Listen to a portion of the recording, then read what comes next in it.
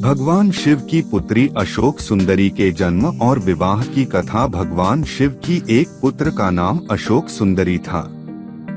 हालांकि महादेव की और भी पुत्रियां थीं, जिन्हें नाग कन्या माना गया। जया, विषहर, शामिलबारी, देव और दोतली। अशोक सुंदरी को भगवान शिव और पार्वती की पुत्री बताया गया, इसीलिए वही गणेश जी की बहन है। इनका विवाह राजा नहुष से हुआ था। पद्म पुराण अनुसार अशोक सुंदरी देवकन्या हैं। दरअसल माता पार्वती के अकेलेपन को दूर करने हेतु कल्पवृक्ष नामक पेड़ के द्वारा ही अशोक सुंदरी की रचना हुई थी। एक बार माता पार्वती विश्व में सबसे सुंदर उद्यान में जाने के लिए भगवान शिव से कहा। तब भगवान शिव अपनी पत्नी पार्वती को नंदनवन ले गए। वहां माता को कल्पवृक्ष से लगाव हो गया और वे उस वृक्ष को लेकर कैलाश आ गयीं। कल्पवृक्ष मनोकामना पूर्ण करने वाला वृक्ष है। पार्वती ने अपने अकेलेपन को दूर करने हेतु उस वृक्ष से यह वर मांगा कि उन्हें एक कन्या प्राप्त हो। तब कल्पवृक्ष द्वारा अशोक सुंदरी का जन्म हुआ।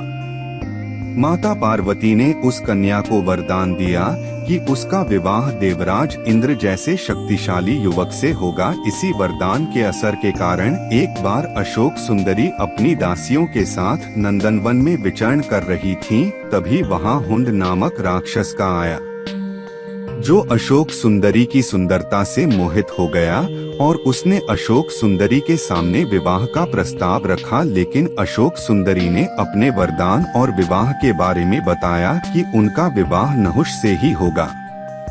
यह सुनकर राक्षस ने कहा कि वह नहुष को मार डालेगा। ऐसा सुनकर अशोक सुंदरी ने राक्षस को शाप दिया कि जा दुष्ट, तेरी मृत्यु नहुष के हाथों ही होगी।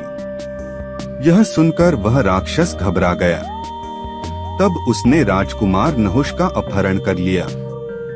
लेकिन नहुष को राक्षस हुंड की एक दासी ने बचा लिया। इस तरह महर्षि वशिष्ठ के आश्रम में नहुष बड़े हुए और उन्होंने हुंड का वध किया। इसके बाद नहुष तथा अशोक सुंदरी का विवाह हुआ। विवाह के बाद अशोक सुंदरी ने ययाति जैसे वीर पुत्र तथा 100 रूपवती कन्याओं को जन्म दिया।